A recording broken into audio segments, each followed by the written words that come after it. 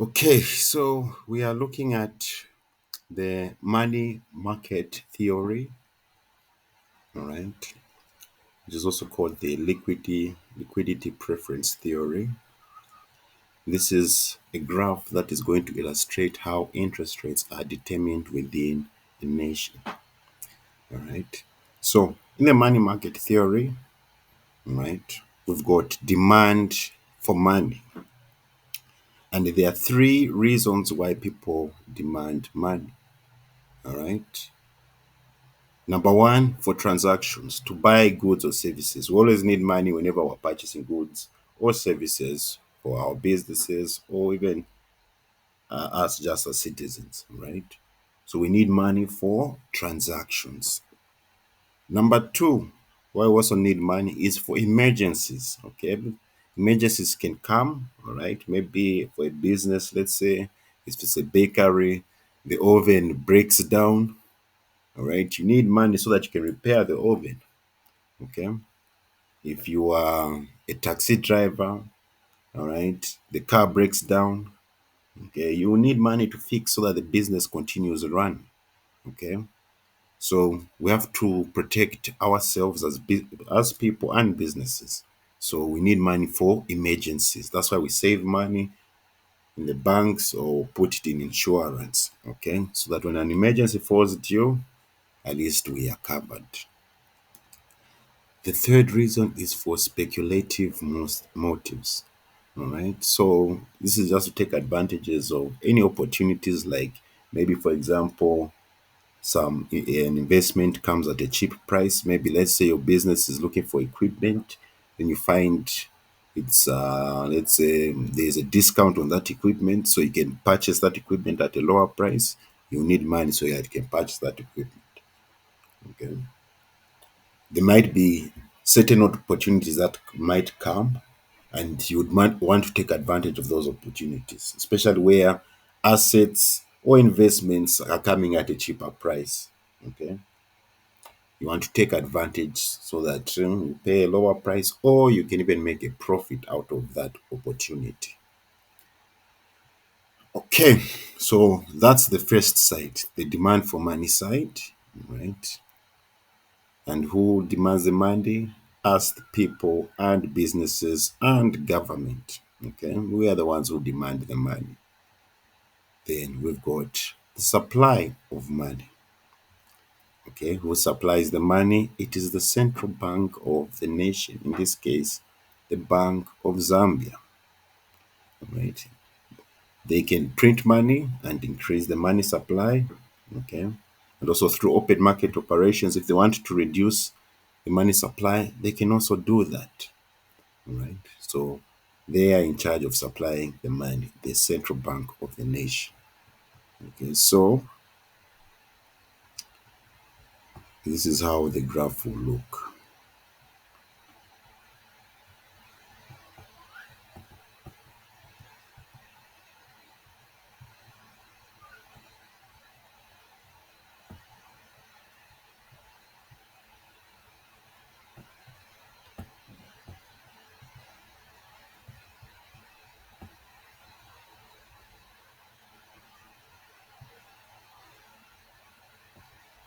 On the y-axis, we have our interest rates, right?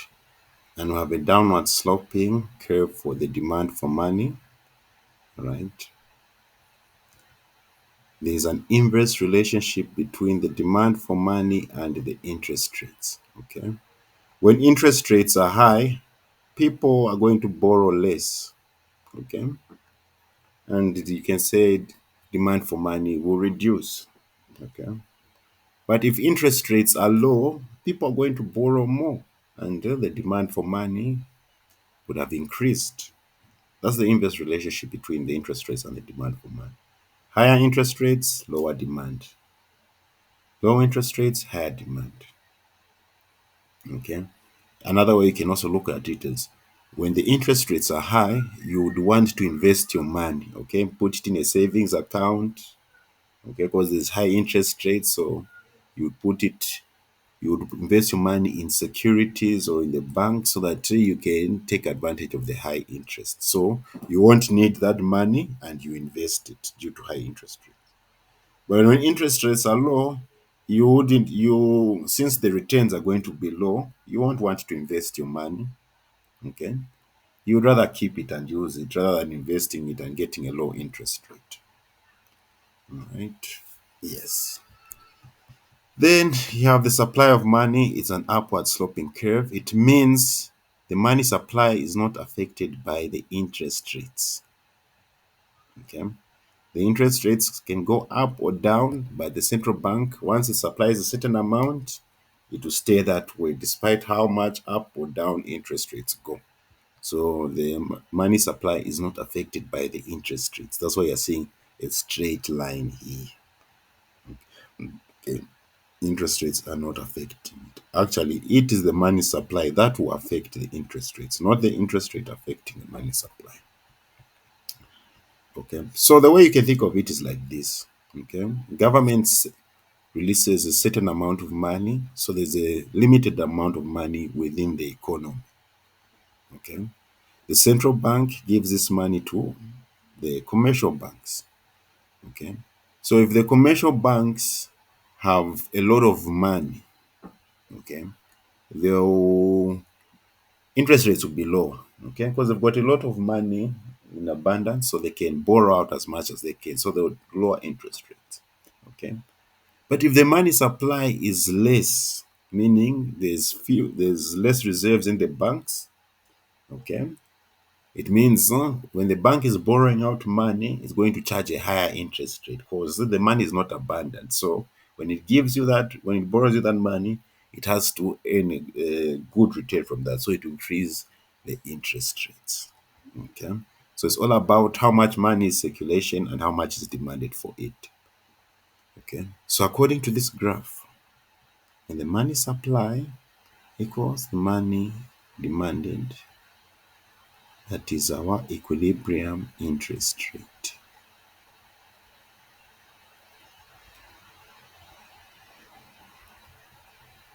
Okay. So now let's look at certain scenarios. Okay. First, let's see when demand for money increases. Okay. So the central bank, what I forgot to say here on the x-axis, quantity of money. Yes. So let's look at some scenarios. So the central bank, let's say, releases a certain amount of money into circulation. Okay. And let's say the economy is doing well, so businesses want to expand, governments want to expand, people have got a lot of income. What happens? The demand for money increases. Okay, demand for money increases, and if demand for money increases, it's represented by a shift in the demand curve. Okay, so a shift to the right. This is showing that there's an increase in the demand for money. Now remember, the money supply has still stayed constant, okay? But the demand has increased. People need more money to make transactions. They have speculative motives. They want to invest in certain places and make profits. So the demand has gone up. Businesses want to borrow money to expand. Government also wants to borrow money for expenditure. So the demand for money increases. But the money supply still stays constant.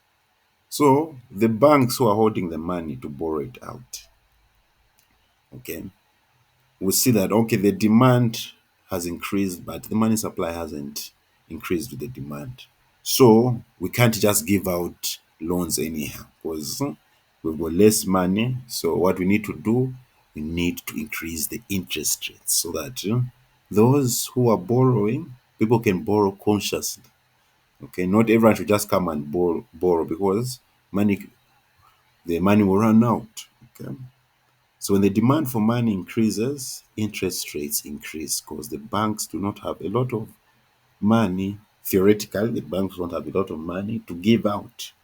They'll have a limited supply of money, so they'll charge higher interest rates. All right. So as we can see here, the interest rate increases. Okay, but the money supply has stayed constant. Okay, so that's one scenario where if the demand for money increases.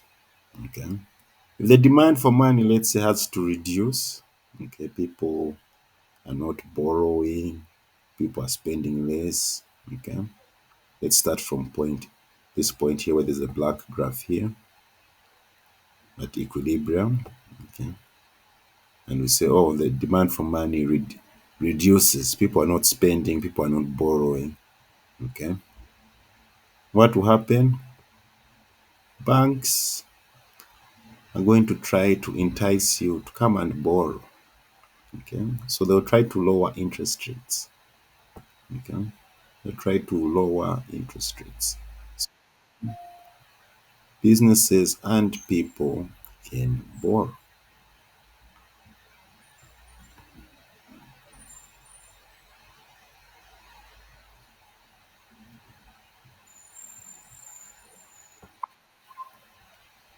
So you have a reduction in the interest rates.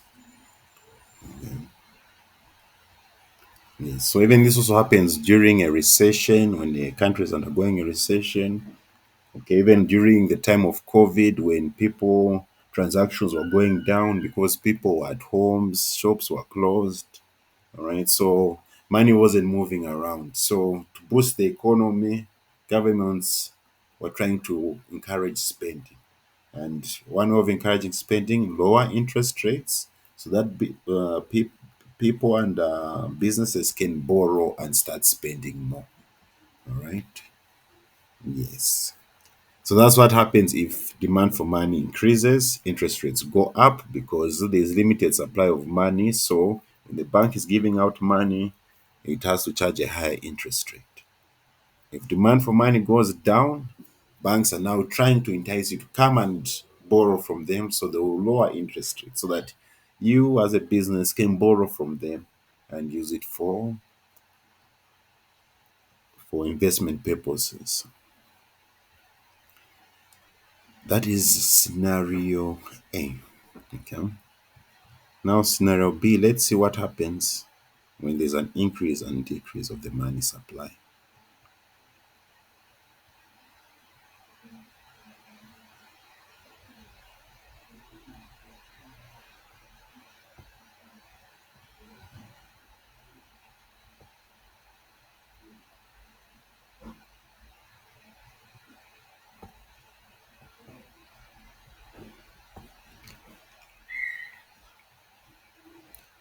Here we have our money supply. Yes. So if the central bank increases the money supply in a nation, okay, it increases the money supply and we have a shift of our money supply graph to the right here. It means there's going to be more money in circulation. Okay, banks are going to have an abundance of reserves. So they can borrow out more. And since they have an abundance of money, they can lower the interest rates.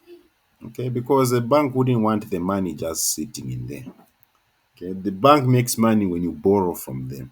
So the more money in circulation and the more reserves the banks have, the interest rates drop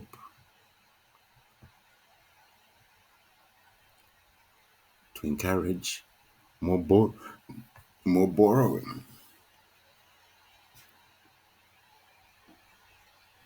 Okay. So this is a situation where the money supply increases. When the money supply increases, interest rates are going to go down because there's a lot of money in circulation.